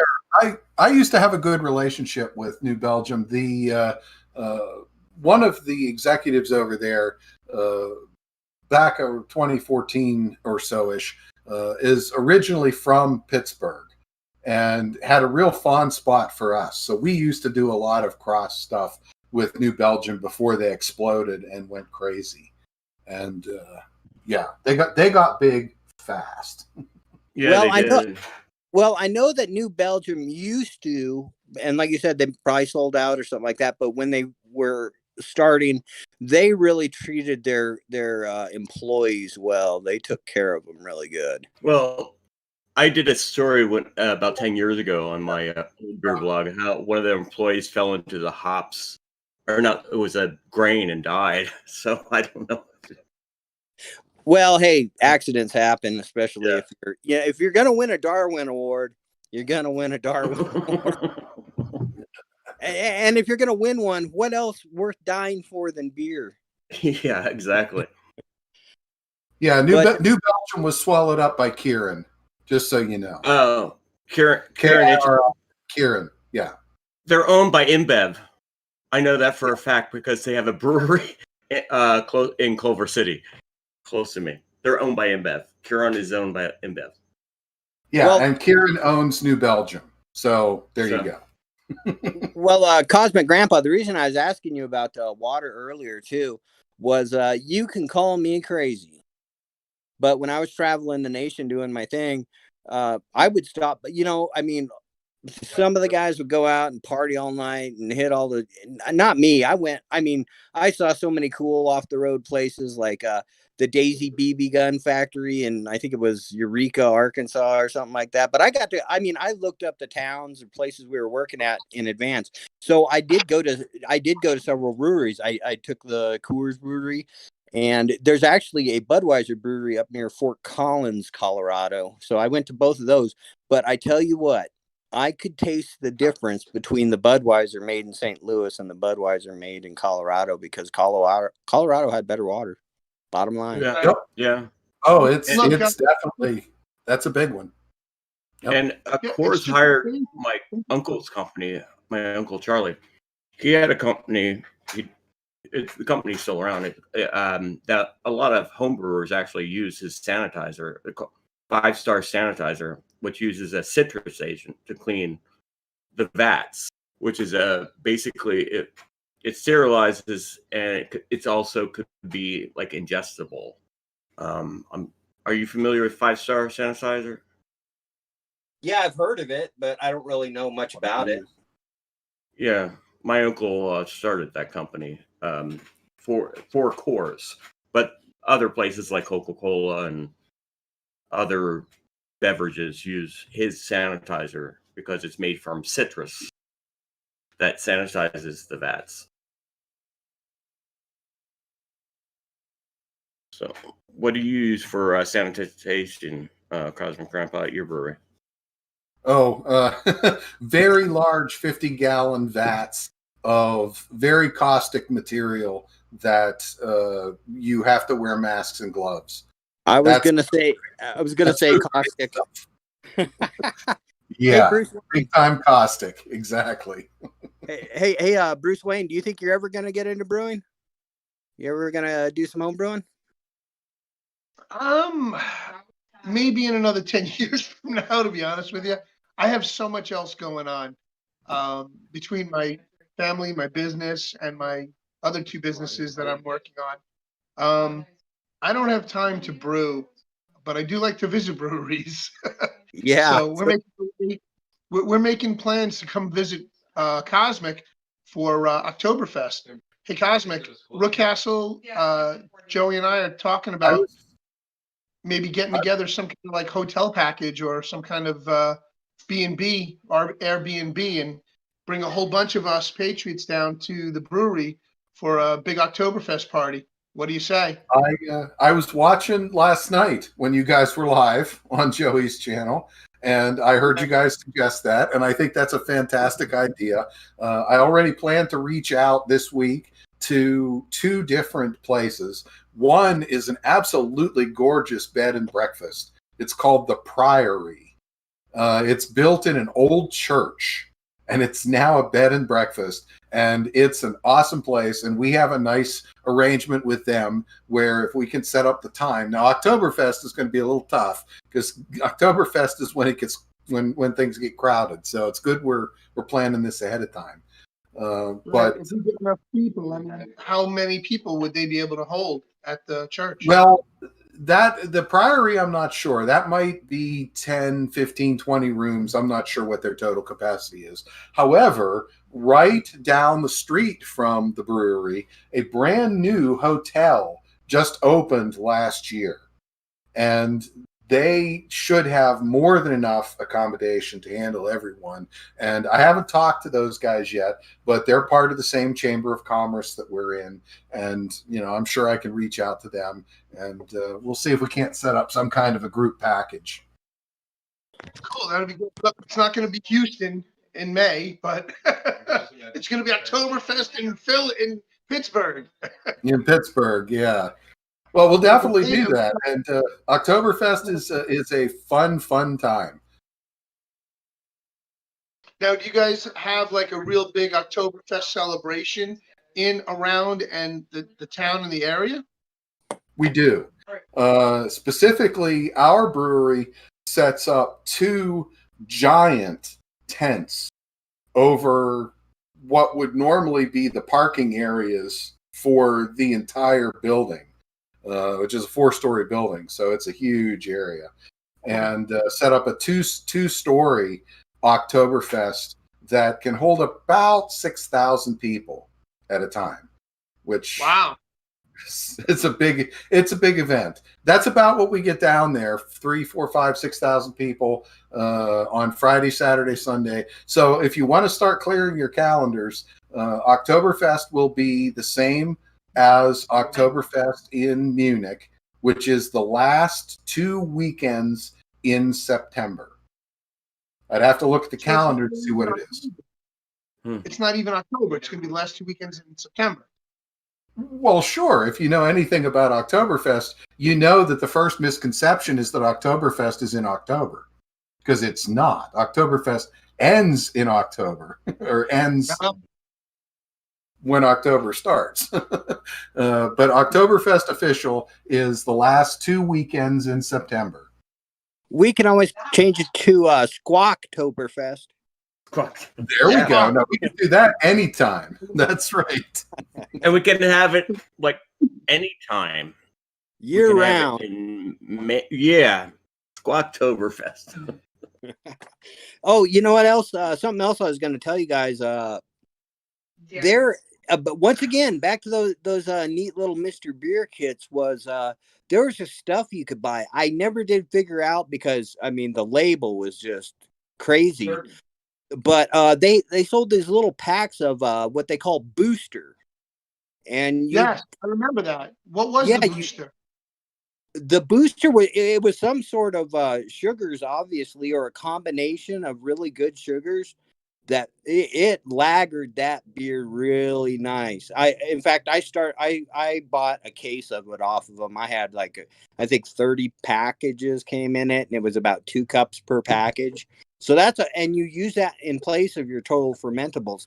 I brewed with just about every good I knew not to use table sugar, but brown sugar, honey, molasses. I brewed with it all, But I believe that the one you're talking about was corn sugar.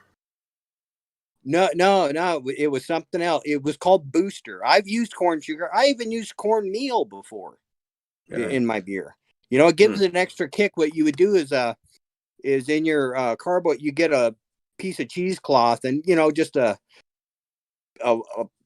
I don't know, maybe about a golf ball size of cornmeal, and then you would suspend it. You would tie a string to it and hang it down in the middle of the brew. You didn't want it to sit at the bottom. You wanted it to be right in the middle, and it gave that beer an extra kick. I tell you what. But Yeah. Like a tea- I didn't hear that, Bruce. that was like you're like balling the cornmeal. Yes, yes. And you hung it in the middle of the brew with a cheesecloth, you know, and I guess the yeast would swim up and just nibble on it or whatever, like a salt lick for cows or whatever. But Right.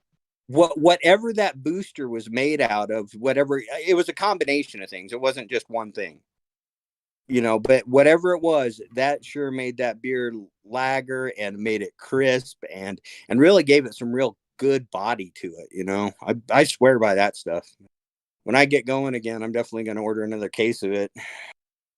Yeah, when I rack my beer, I put I put that stuff in my beer when I was racking it. I'm racking it. What? Go ahead. No, racking it is changing it from one cardboard to another, and adding basically sugar to it to keep it going. Did you rack your? Yeah, I did. And actually, I usually started out in a plastic container that I drilled and tapped at the bottom, and I did my first week in the plastic container, and then I switched to a carboy when I racked it. Yeah, I did the same thing. Yeah, that's the exact same practice I use. Yeah. And what I did too is glass tap cardboard in the second one. Yeah, and then what I had too was I had a big nice filter. You know, that was wide. I mean, this thing was probably about 8-10 inches wide at the mouth, and then narrowed down and set in the carboy real nice, probably about 5-6 inches deep to it. But I would put a coffee filter in there, and I would slow drip my tap into that filter. I cut a little piece of my siphon hose from when I'm doing siphoning wine, because if you ever siphon, well, I use that on beer too, because it's like a perfect measure. You've got that little valve at the end, and it's like a plastic tube, and you put it down in, and it fills your beer. And then when you pull it out, it's like the perfect neck. It's about 1.5 inches down on the neck of the bottle. But I had that clear plastic tube, and I cut a little piece off it, because you don't want to expose your beer to any more oxygen than necessary. Yeah, it's correct. But yeah. I would filter that through cheesecloth, and I even used coffee filters at one time. I was just obsessed with getting all that settlement out. So much so that instead of using priming sugar at the very last stage of my beer before I was going to bottle it, I had it good and clear in that carboy, and I would add, I did the math back then, and I calculated, how many beers I was going to get. And out of one of those, I usually got, about a case, somewhere between 24 and 30, 22-ounce bombers. That's about how much I got too. Yeah, I would use honey. I would stir in honey, because I knew that honey wouldn't leave settlement behind. So I don't know what it was. Maybe I'll guess and say it was like 4 cups or something like that. But I stirred that into the whole thing. I got it good and warm so it would liquidate real well once I got it in the 5-gallon carboy. That way I primed it before I put it in the bottle. It didn't have to go around each bottle. Plus I still always got just the littlest amount of settlement. But, I just, how it is. You just tinker with this stuff. Yeah.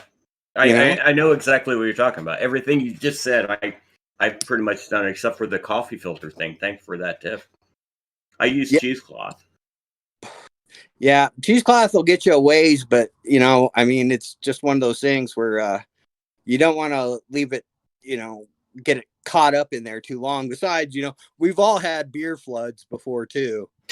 Yeah. I remember one time I was actually doing wine, and I used to always get one of my neighbors to help or family member or something like that, because if you're pouring and somebody right next to you is setting the corks, I've got a nice bench corker, and it just goes so much faster. Just that second hand there. I'll pay them off with a couple bottles of wine, whatever.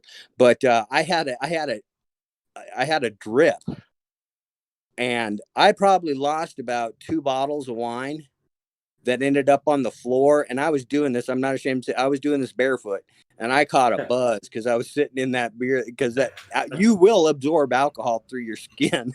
Yeah. Swear to God, I caught a buzz that day.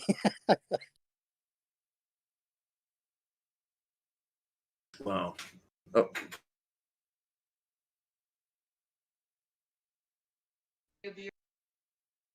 Okay, guys. So Rook Castle's already offered to be a beer girl. She's got her frock. Dindle. It's a Dindle. Deerndle. Dindle. All right, she's got one, and she showed it to us this weekend.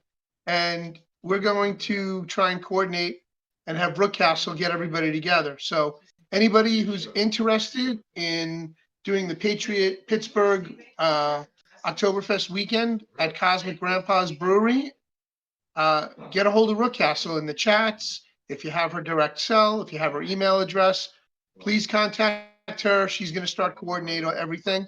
And Cosmic, she's going to have to reach out to you to get the information on the hotel, the church, and the Airbnb.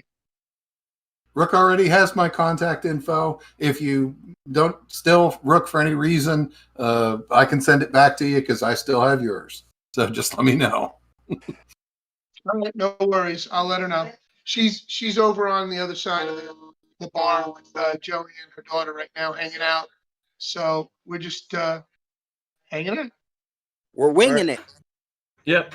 And I would like to apologize. I realize we've already been an hour overtime, and I want to apologize to Zozo Dude. I know he's not watching because he's doing his show, but I would like to thank also everybody that stuck in with us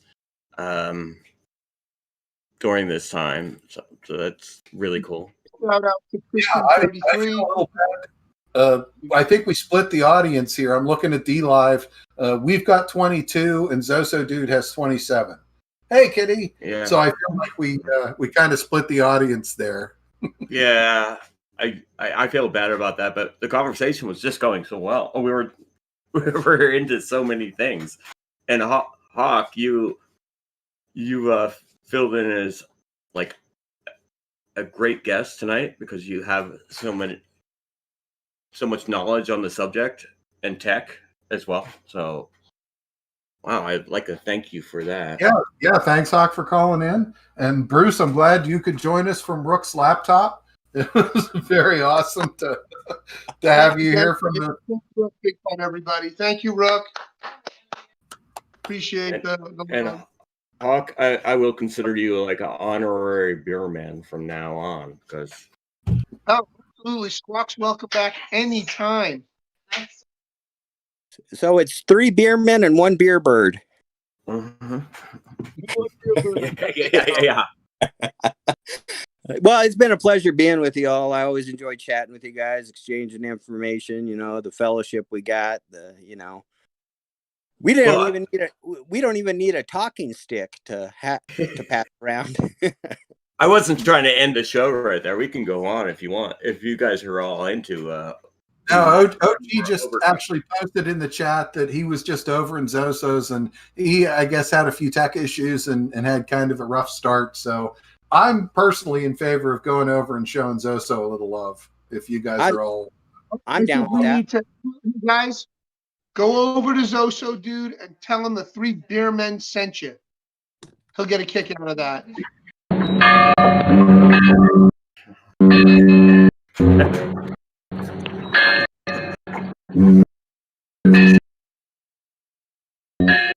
Yeah.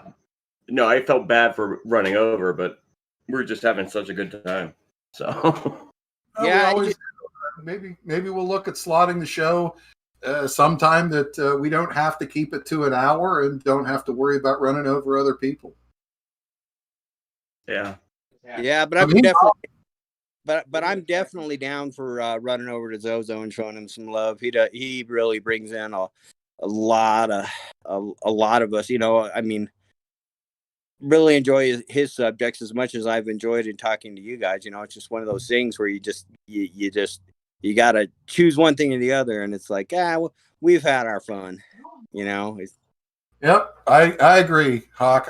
Let's go show Zoso some love. Yeah. All right, All right, squawk well, now. for coming tonight. It's been a great show. Really appreciate it. No. Thank you very much. Squawk the Hawk, Hawk the Squawk. Yeah. Everybody, get over to Zoso Dudes. And for Three Beer Men, I'm Bruce Wayne. I'm Norm. I'm And I'm Cosmac. And there's Joe. Squawk! There's Joey and Squawk. Squawk! And Squawk. All right, we are out, folks. Here comes the music. See you over on the ship. We'll see you.